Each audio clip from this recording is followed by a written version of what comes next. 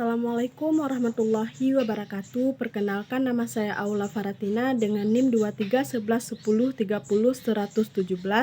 Saya akan menjawab tugas ujian MK Ekologi Perairan. Soal nomor 1. Hubungan antara habitat relung dengan pertumbuhan organisme akuatik. Habitat relung adalah ruang ekologis yang mencakup kondisi fisik, kimia, dan biologi yang memungkinkan suatu organisme bertahan hidup, berkembang biak, dan bersaing. Dalam ekosistem akuatik, habitat relung menentukan jenis organisme yang dapat tumbuh dan berkembang. Misalnya, ikan tertentu mungkin memerlukan tingkat oksigen tertentu, suhu, atau ketersediaan makanan yang khas. Ketika habitat ideal, relung tersedia, organisme dapat tumbuh dengan optimal. Sedangkan jika terjadi perubahan drastis, pertumbuhan dapat terhambat. Soal nomor 2. Contoh kasus kompetisi antar spesies ikan dalam memperebutkan habitat relung. Contoh, ikan nila atau Oreochromis niloticus dengan ikan mujair Oreochromis mozambicus. Kedua spesies ini sering bersaing untuk mendapatkan ruang dan makanan di habitat air tawar. Indikasi kompetisinya meliputi yang pertama itu ada penurunan populasi salah satu spesies ketika spesies lain lebih dominan. Yang kedua, perubahan pola makan atau perilaku migrasi. Yang ketiga, ada pengurangan tingkat pertumbuhan dan reproduksi salah satu spesies akibat stres lingkungan. Kompetisi ini biasanya dapat menyebabkan dominasi spesies yang lebih adaptif dan menggeser spesies lain.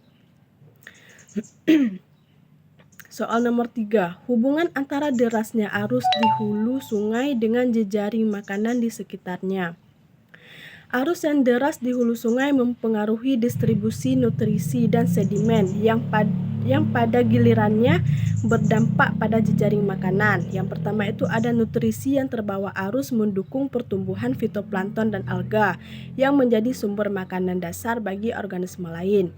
Yang kedua, arus deras juga dapat mempengaruhi habitat organisme kecil seperti invertebrata akuatik yang merupakan makanan bagi ikan.